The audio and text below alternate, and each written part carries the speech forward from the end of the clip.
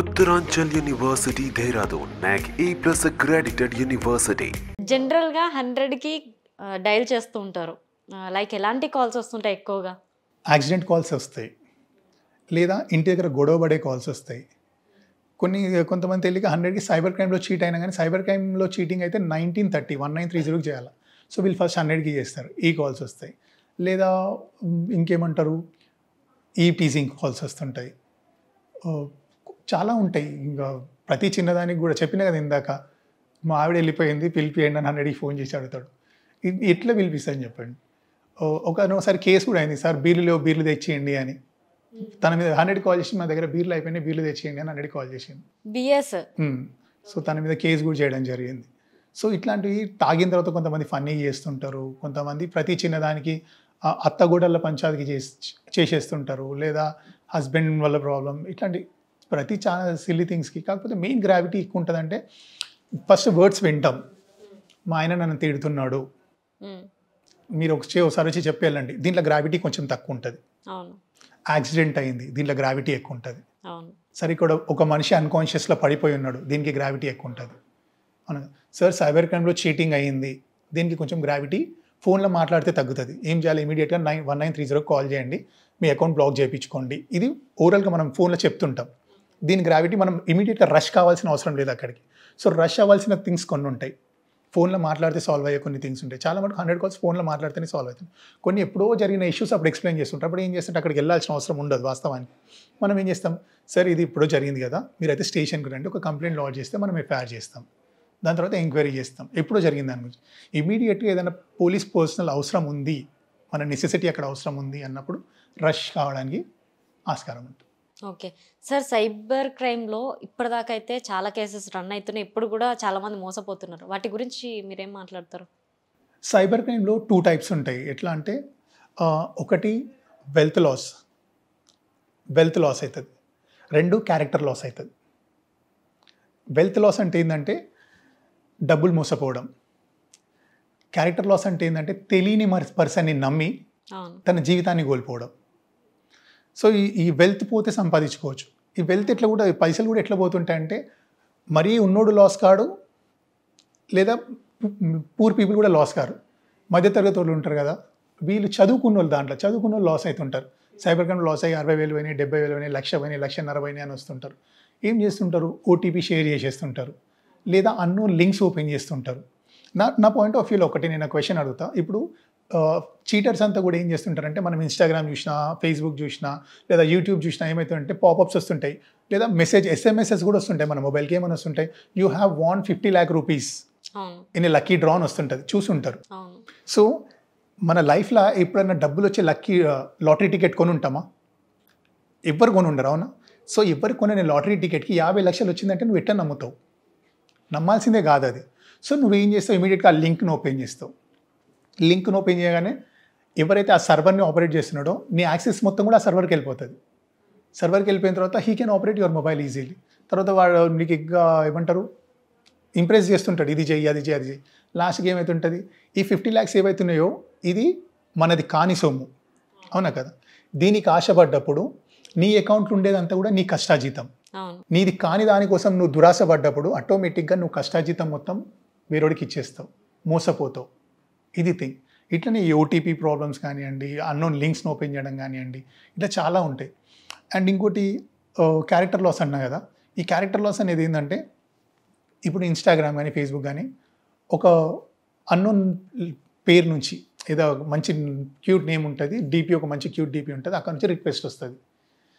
తెలియక వీళ్ళు ఏం చేస్తారు, యాక్సెప్ట్ చేసేస్తారు. యాక్సెప్ట్ చేసిన తర్వాత అమ్మాయిలు ఎట్లా మోసపోతారంటే, ఇవాళ రేపు ఏముందంటే ఇన్ఫ్లుయెన్సర్స్ కావడానికి, ఫాలోవర్స్ని గెయిన్ చేయడానికి చాలా కష్టపడుతుంటారు.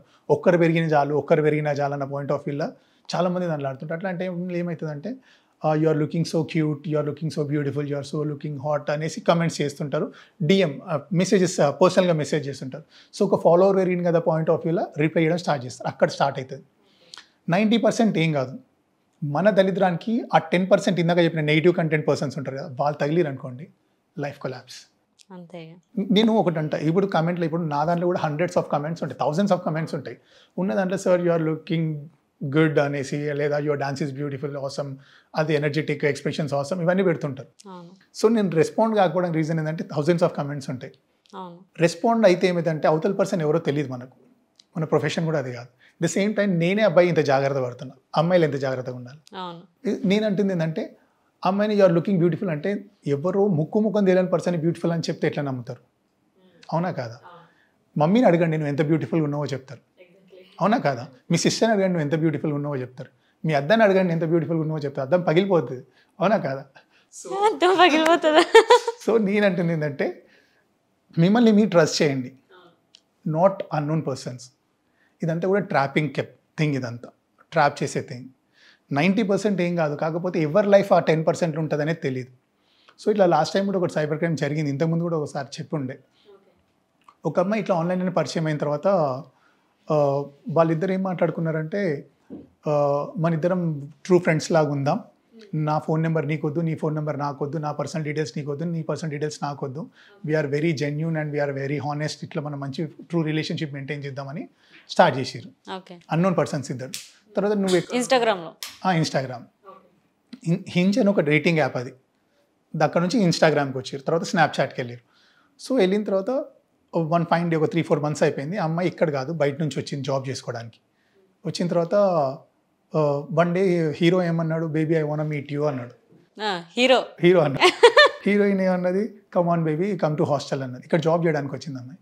వచ్చిన తర్వాత అన్న మంచిగా బైక్ వేసుకొని యాక్టివ్గా వచ్చింది. వచ్చిన తర్వాత వచ్చింది, కిందికి వచ్చిన తర్వాత నైట్ అంతా కూడా గచ్చిబౌలి స్ట్రీట్, ఫుడ్ స్ట్రీట్ ఉంటుంది కదా, అక్కడ తినేసి అరౌండ్ 1 o'clock 1:30కి మోయినాబాద్ సైడ్ వచ్చింది. వచ్చిన తర్వాత 1:30కి ఆ టైంకి ఆ అమ్మాయిని ఒక నిర్మానుషణ ప్రదేశంలో తీసుకుపోయాడు. ఒకటే అన్నాడు, నీ దగ్గర ఉన్న అమౌంట్, గోల్డ్, ఫోన్ నాకు ఇచ్చేసి అన్నాడు కత్తి తీసి. ఆ అమ్మాయి పరిస్థితి ఏంది అప్పుడు? అప్పటి వరకు ట్రస్ట్ చేసి వానితో పాటు ఉంది, అడవిలో ఏం జరిగినా ఏం తెలియదు, సైలెంట్గా తీసి ఇచ్చేసింది.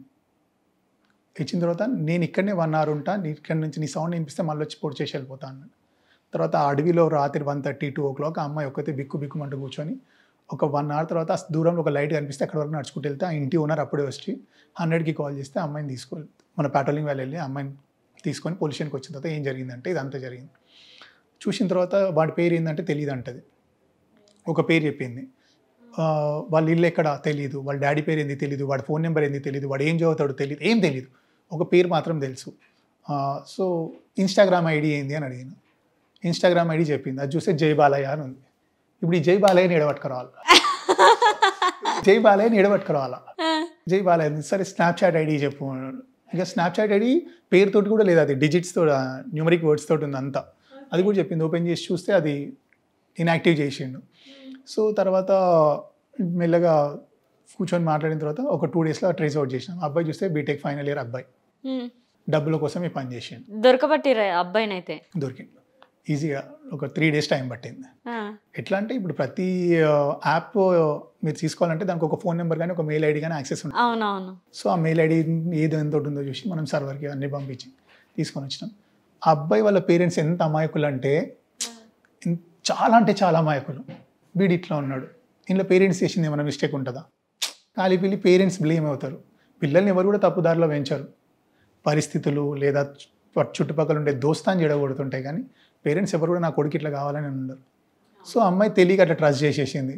చేసిన తర్వాత ఇంత పెద్ద ప్రాబ్లం. దేవుడి దయ వల్ల వాడు ఏం చేయలేదు. ఏదైనా చేసి ఉంటే నిజమే, అర్ధరాత్రి పూట అడవిలో చాలా పెద్ద కేసు అయ్యేది, అది అవునా కాదా? ఇంకోటి ఏంటంటే ఈ అమ్మాయి చనిపోయిన తర్వాత ఇంటి చుట్టుపక్కల వాళ్ళు ఏమంటారు తెలుసా? ఏమన్నా జరిగి ఉంటే ఏం ఇంటి పక్కల వాళ్ళు నెగిటివ్ ఆరాతో మాట్లాడతారు.